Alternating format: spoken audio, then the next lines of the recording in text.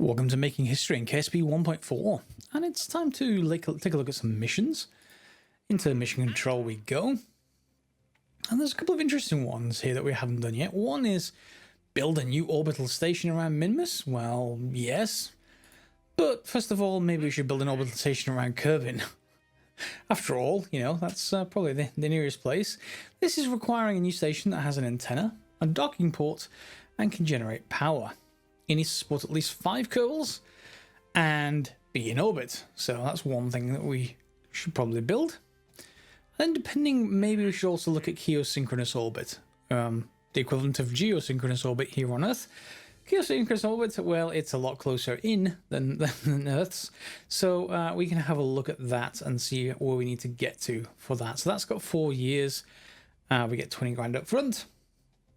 And it's an unmanned probe that has an antenna and can generate power, so we could probably use one of our existing craft for that, and then get to the right orbit. That's the main thing.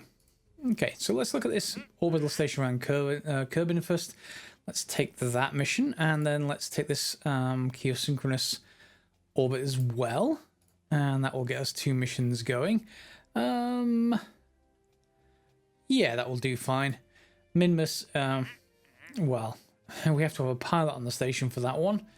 And we don't necessarily need to do for this one. So let's start out with our first station. It's going to be a very basic station, shall we say. So, because here's what we've got in terms of occupancy. In fact, did we have the lab yet? Did I purchase the lab? I don't think we've purchased the lab yet. So, what we've got is, we've got lander cans. We could stack those 5 high, I suppose. Each is 0.6 tons. And that actually... So let's say it's 0.7 tons, might actually be still lighter than using one of these. So that is a possibility. Although I'm not sure if they get connected living space anywhere in here if we stack these up. And it might be quite a tall and unreasonably large rocket if we did so. So why don't we just put that away for a second. I think we could start with the Octo, because we could fly it up there unmanned, and unmanned's always safer when you get the option to do so. We need to have 5 people. Now, we could either use the Mark II command pod or the P re-entry module. Both of those are good. I think I'm going to start with the Mark II. Makes it look sort of like Mercury, Gemini, that kind of thing. And then we can stack underneath that the Pomegranate, which is another 3 people. So this craft can now support 5 people. So it needs to also be able to generate power. And so let's look at that. So power, we've got some very basic panels. We've got 4 of them. And just an antenna. So we could put that on top, but probably, no, top's probably not a great place to put it. You'll see why soon enough. In the meantime, I guess we could just put that away. And that seems a little large. We can just go for one of these. 2 of these even. And turn that way. So that's not obstructing anything. And then we've pretty much got the basics. I mean, this obviously doesn't look like a space station, but you can rename it once it's up there.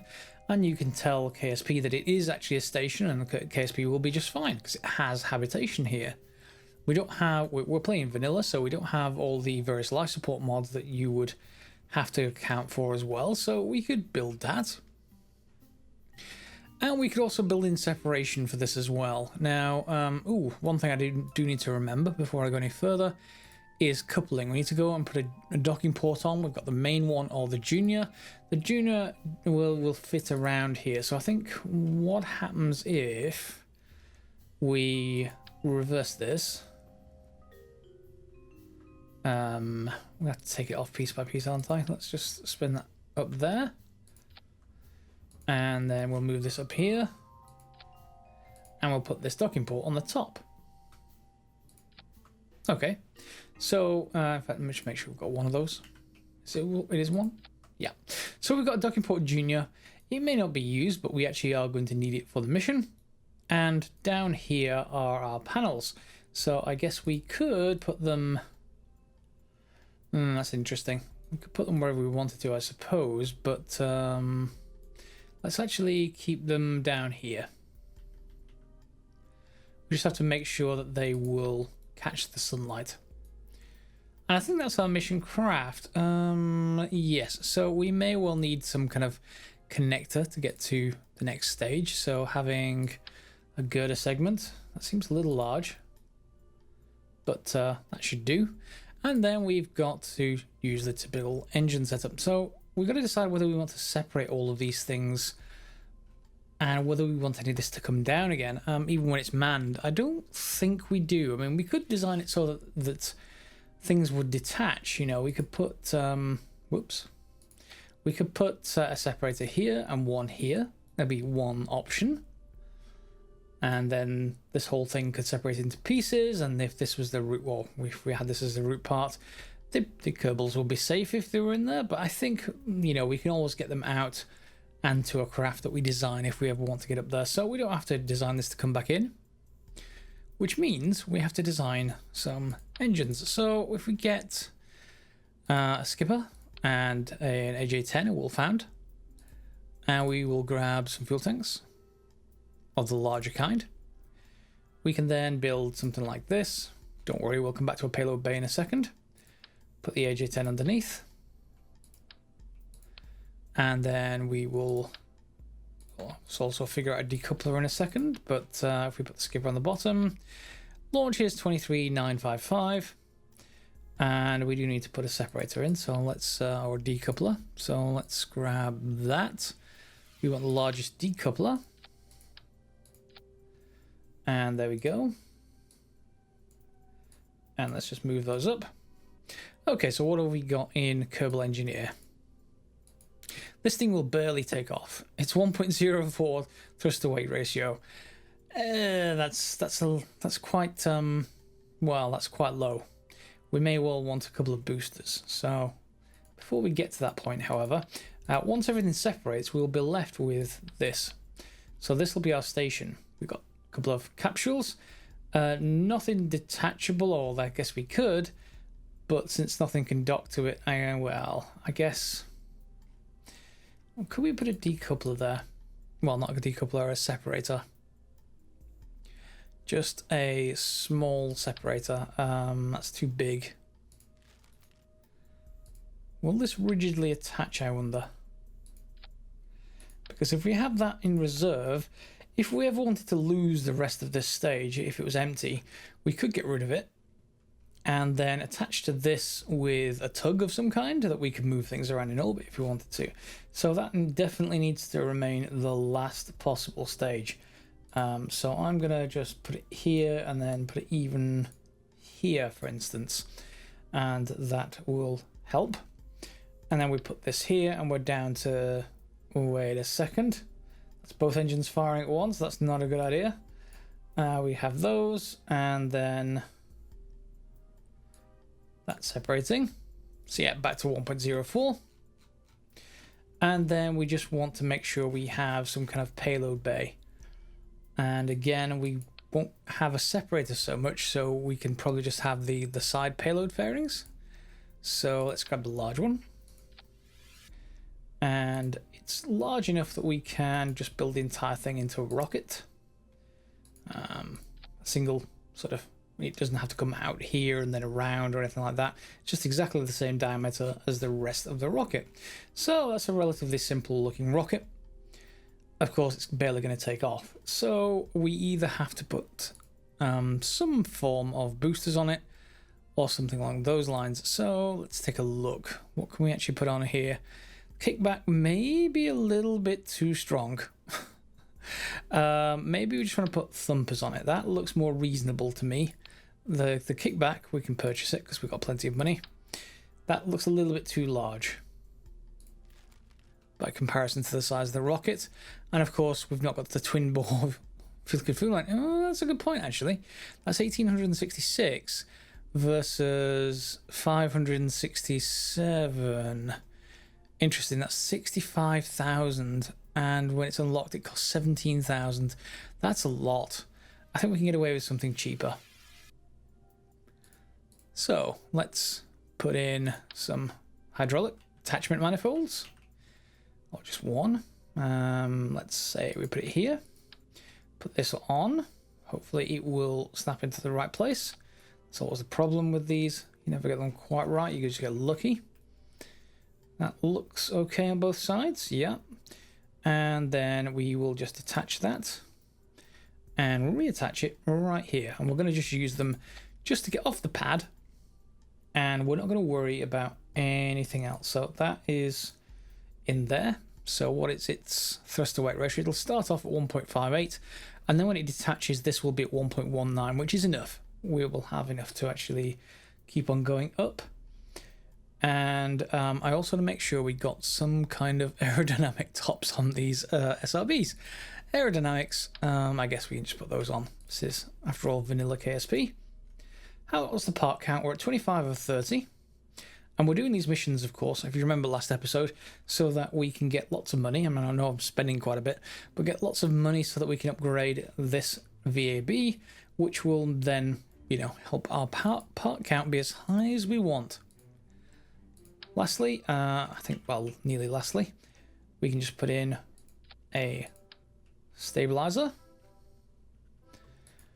And that looks to be it. Let's take a quick look down there. So we've got antennas, we've got power, theoretically, although how much will be needed is something else.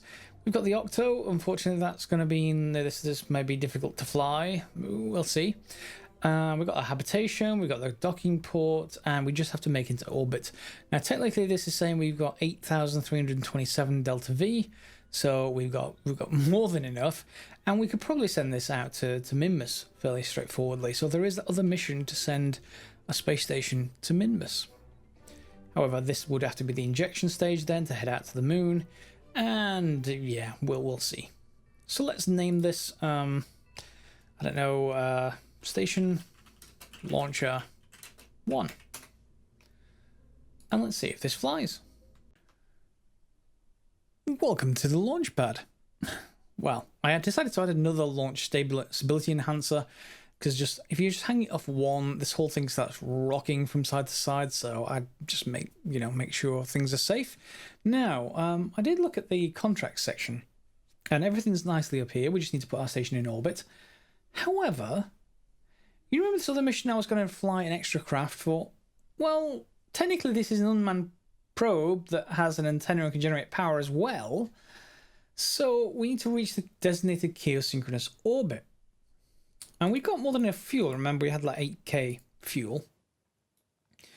However, and this is important for you to watch out, you may be able to see it here. Hopefully you can see it on YouTube. You'll see there's a sort of highlighted area going around this way. Okay.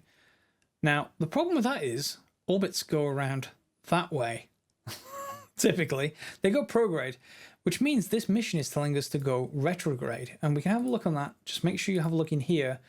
Inclination 174.8. Now, when inclination is close to, well, over 90, it's going backwards relative to the planet. We're going against the planet's rotation. And that means that's all kinds of other problems, mainly that we don't get the boost that we would by going with the planet's rotation, which means extra fuel to get where we want to go. That said, we have enough extra fuel. The main problem I want to make sure that we sort is that we don't run out of signal strength. If we don't get out of distance, or at least range, of our Kerbal Space Center. So let's throttle up and launch. And off we go off the mark. And instead of heading east, we're going to have to head west, which is why what I'm probably going to do is actually stay pointing mostly straight up. We're going to do that and not pitch over horizontal until we get much higher than we normally would. That'll keep us perhaps safely in contact with the Space Center, and which is a problem otherwise. And then we can decide to go horizontal. It's less efficient doing it that way, but we don't really have a comsat network at the moment, so we need to remain within sight of one ground station, of which KSC is one of them. Okay, so we're just going to start pitching over a little bit, but nothing excessive.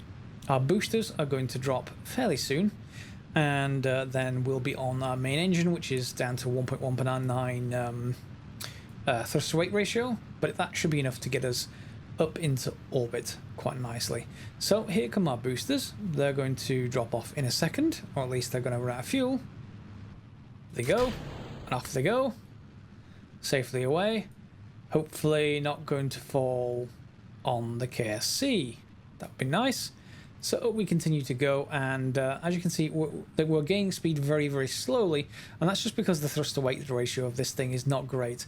However, we are still going up. That's the important part. So other than this, we're going to run out of fuel, you know, when we're much higher up, and then we'll take over with the AJ-10. So let's fast forward you towards that section. One thing to note here is that although we're going nearly straight up, we're still actually going the wrong direction. We're still heading east.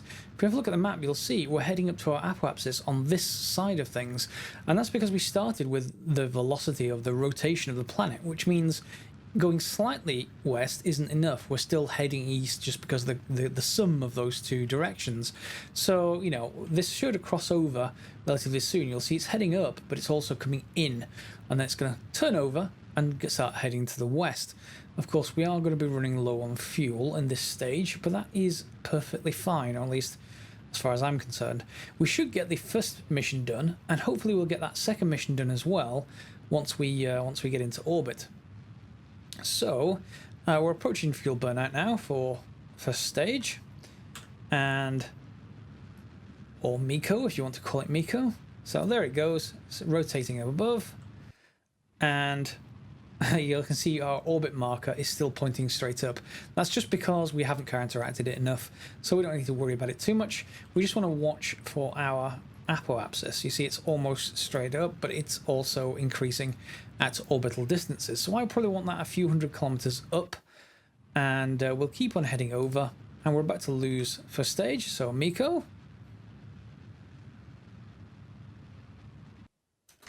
Second stage, so you can see a much larger bell shape of the AJ-10, just a much more efficient vacuum engine, and we are pretty much higher up in the atmosphere now, so we can probably lose the fairing payload as well. And I forgot to put that to clamshell deploy, unfortunately. I much prefer clamshell deploy than that ridiculous sort of everything splintering. However, we will be fine. So now we're well up out of the atmosphere, but I just want to make sure that we maintain visibility of the Kerbal Space Center right there, and for that we can just head up a little bit more and then head up on over as we normally would. Okay, so here we are in orbit with a really untidy orbit, but it should be enough to get this first mission done. We just have to maintain stability for 10 seconds, and there it goes. So we've got an orbital station around Kerbin, and it's going backwards. That isn't terribly useful, it must be said. However, we do have a fair bit of fuel left, and we're going to see whether that is enough to get us out to this other orbit. It may not be, and it doesn't much matter if it's not. What we're going to want to do, however, is to push one side of the orbit out that way, and the other side obviously this way as far as our apoapsis and periapsis is concerned, and we also need to match inclination. So what I probably want to have a look at doing is heading out or pushing it out towards one of the nodes first of all, well, or indeed just when we're next closest to the planet, and push it out that way, and then we'll correct an inclination later. So let me just see if we can get there, and we'll bring you back once we get to, well, at least a little bit closer.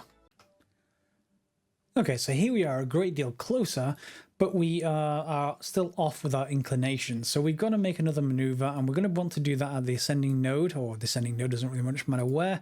So let's add a maneuver here at the ascending node, and let's see if we can get to within the limits of, well, what this mission is actually asking for. So let's just grab that a little bit and reduce that. Okay, and then we're also going to watch out for what effect it has. You see it has another effect on our orbit, so we want to change that orange line to be where the red line is essentially. Now you'll see it's slightly out of phase, it's slightly too far to the left, and to change that we probably haven't done this before in this particular series, but we use radial to do that. So that's going to rotate or shift our orbit, if you like. So you'll see what I mean. If I just use this way, you'll see it's rotating to the right. The right hand side is heading out, and it's just gone outside the line here as well. So we can just bring that back a little bit. and that should be fine. And then we just want to use retrograde to bring it in a little bit. And you'll see our apoapsis is very close to the target apoapsis, which is a good sign. We want them to be quite close. And that's probably going to be close enough to actually fulfill the contract. So we're going to point ourselves at the node. And then we're going to warp towards it. We're already at the right distance anyway. Well, I guess this is the only problem with this mission. It's a very weird mission. It's geosynchronous, so if it was in the opposite direction, if it was in, you know, close to zero inclination or, you know, a few degrees, then we'd be keeping the same amount of, the same sort of side of Kerbin facing us all the time.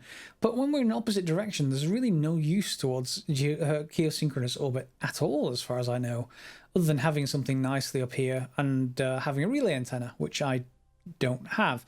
But, you know, that's the essence of it. Are we in the sunlight? We're not yet, but will we be? Looks like we will be just fine once we pass Kerbin. Obviously, very beautiful with Scatterer there and the EVE and SVE visual mods. So let's head all the way out here, warp out, and there we go. Our electric charge is going full again. And now we're at 3 minutes before this, so it's close enough that that shouldn't really matter too much. But let's just bring ourselves in. It's like a minute or something like that. There's the minute. Yeah, and from this point, we should be able to just burn. It says 4 seconds. Let's give it a go.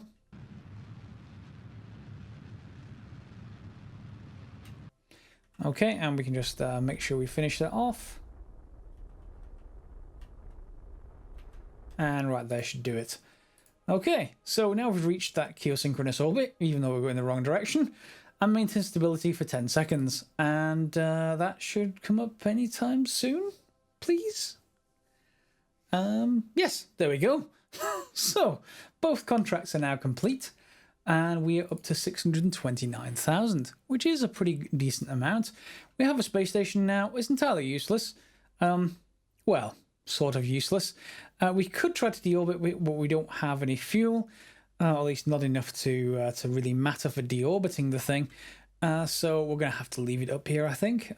Unless we have, I don't think we have range safety on vanilla. I don't think I have any mods that does it either. Range safety? No, we don't have range safety. Okay, so that's fine. We've got a space station up here. If ever we were traveling in the opposite direction to the planet spinning and up near geostationary orbit, yeah, what I probably actually should do though is use the remainder of the fuel to not be anywhere near geostationary, because if we ever hit something heading in the opposite direction, granted, that's a small chance, but if we ever hit something in the opposite direction, oh, that wouldn't be good. So let's just burn some fuel here, and let's just bring the other side of the orbit down, and that will do just fine. We'll just use, you know, half of it, bring ourselves in quite substantially. Interesting. Could we? Do we really have enough to deorbit this thing? That'd be interesting if we could, but I'm not sure if we have it. I mean, just look at the depletion of the fuel. Let's just keep going, because we can just use the last bits on the other side of the planet if we need to. Now, you see, it's slowing down quite a bit. We're at 30. Oh, 20. 15. 5. We're stopping at 163 kilometers. I guess, shall we just use the rest of it? You know, I guess we're not quite at geostationary, so let's just use it. What do we get to? 98. Okay, so that's not bringing us back into the atmosphere without something getting out and pushing. And here we are on the ground with today's objective, which is to upgrade the vehicle assembly building. And we can do that now that we have 629. We've got a bit of a buffer, and we now have a vehicle assembly building that will let us build things up to 255 parts. We're down to 179,000, but we can probably get some more missions. In fact, we're giving another mission for an orbital station around Kerbin. Please don't be in the opposite direction, but that needs 5 Kerbals, has a docking port, can generate power. That's all fine. This, again, doesn't require us to go to a specific orbit. So if we now want an actual space station, a permanent one, we could put one up there with the same craft, which will be a launch of around 29,000, what is it, something like that, and we get, you know, pretty much 74 back. Similarly, what we might be able to do, although that requires a pilot, is send it in orbit of Minmus, and that pushes us much further out. But we've also got missions for planting flags on Minmus and other such things, but we'll be doing that in a future episode, because I think what we're going to do with this mission is to build a larger lander, or rather a lander that can last longer out there. We can hop around, we can do lots of science on the surface of Minmus, or the moon indeed, and get lots of wonderful science. So next episode is going to be a science episode, I think. This one's been a money episode. Hopefully you've enjoyed it. I'm putting our station into orbit backwards and also fulfilling 2 contracts at once, which is pretty good by my book. So if you enjoyed it, feel free to give it a thumbs up, subscribe, share and like as normal. And as always guys, thanks for watching.